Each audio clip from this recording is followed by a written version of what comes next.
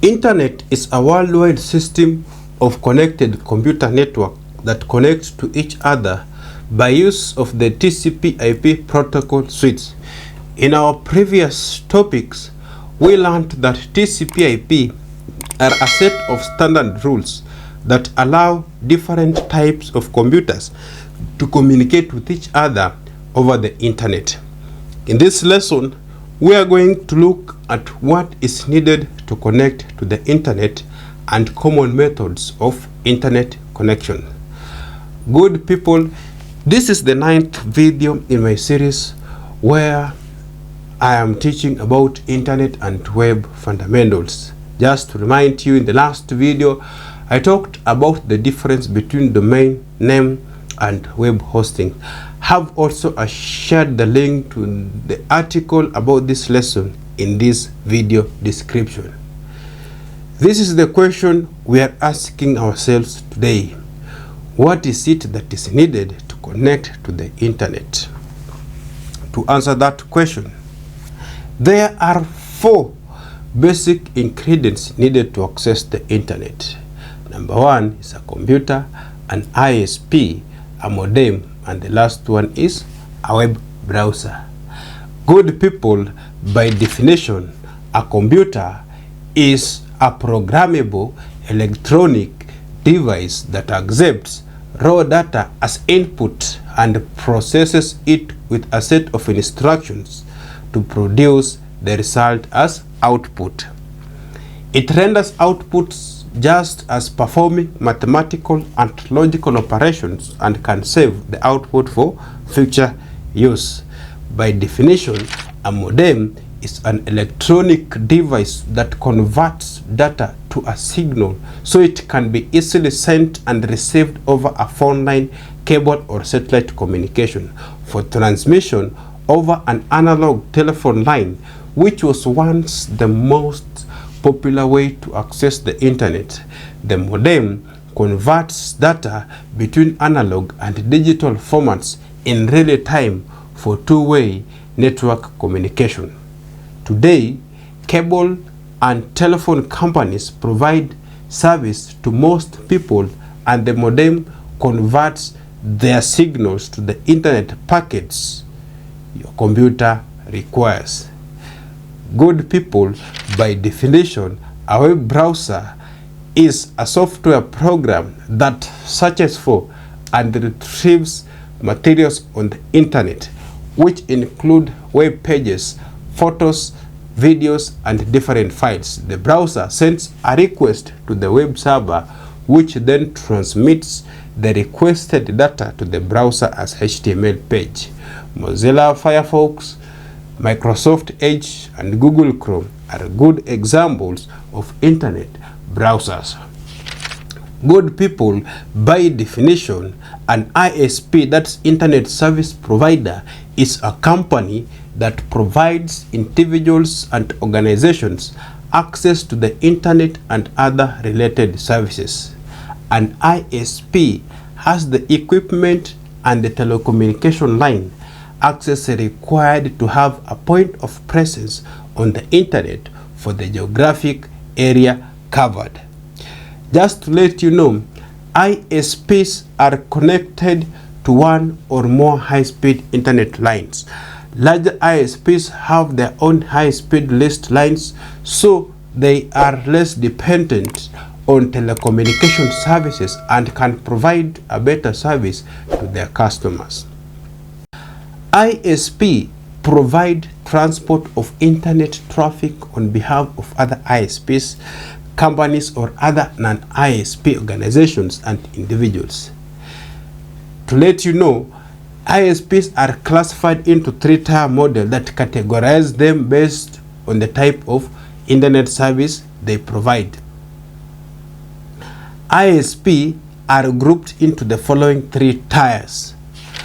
Tier number 1, internet service providers are the networks that are the backbone of the internet. These groups of tiers are sometimes referred to as the backbone internet providers. These ISPs build infrastructures as the Atlantic Internet Sea cables. They provide traffic to all other ISPs, not end users. Key Tier 1 ISP include Verizon, Sprint, Singtel, Telstra, Deutsche Telekom, and British Telecom. With a Tier 2 ISP is a service provider that utilizes a combination of paid transit via Tier 1 ISP and pairing with other Tier 2 ISP to deliver internet traffic to end users through Tier 3 ISP. Tier 2 ISP are typical regional or national providers. Only a few Tier 2 ISPs can provide service to customers on more than 2 continents. Often, they will have slower access speeds than Tier 1 ISP and have at least one router hop away from the backbone of the internet. With Tier 3 ISP is a provider that strictly purchases internet transit.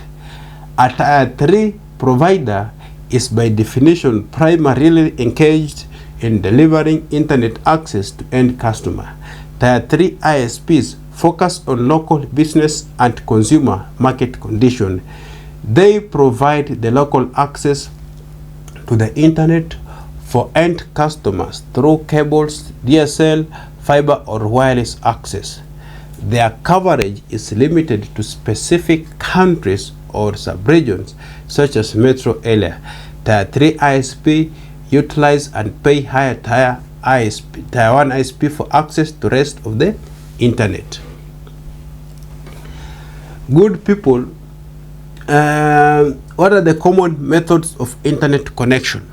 Just to answer this question, the type of internet service you choose will largely depend on which type of internet service provider serves your area alongside which type of service they offer.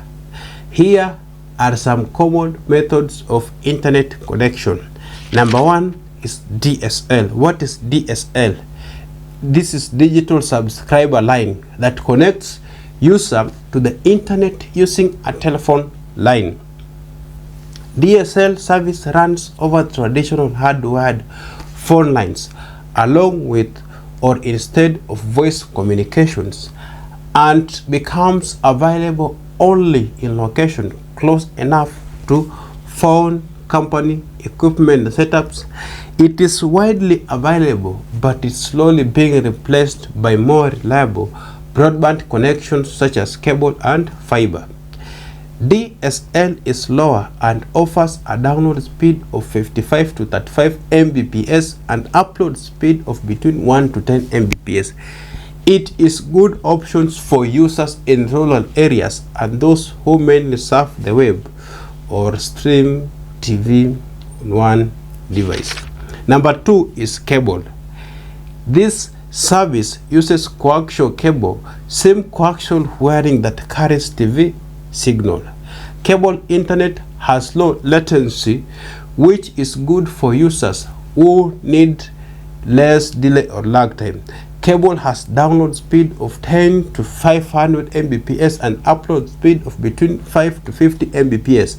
Because cable TV provides a large residential entertainment option, businesses located in office, parks, and other areas away from residential neighborhoods may lack access to cable broadband. In addition, the service speed can drop if local demand causes congestion.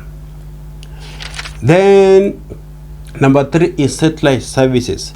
Satellite internet access works through the use of communication satellites. Ground stations relay internet data as radio waves to and from satellites that are likely in low Earth orbits and to further ground stations. Satellite is lower with download speed of between 12 to 100 Mbps and upload speed of 3 Mbps, but it's good option for users in remote areas. Satellite services can provide broadband internet access in rural or outlying areas unreached by wired phone lines or cable connection, similar to satellite TV service but running on different antennas and receiving computer equipment. This broadband options requires an unobstructed aiming path between a small dish and the orbiting satellite. Wiring connects to the antenna modem device, then connects to your computer. The last is fiber internet. Fiber internet uses fiber optic cable to transmit data to provide much faster speeds compared with cable or digital subscriber line, that's DSL. Fiber has a download speed of 250 to 1000 Mbps and an upload speed of 250 to 1000 Mbps. The technology uses fiber optic cable, which amazingly can send data as fast as 70% of the speed of light. In addition, fiber optic cables are not susceptible to severe weather or conditions, other types of traditional cables, which helps minimize outages. It also resists electromagnetic interference effectively. Good people, thank you so much for watching. Please keep me in the next video where I'll be talking about fundamentals of cloud computing and why it's important. See you there.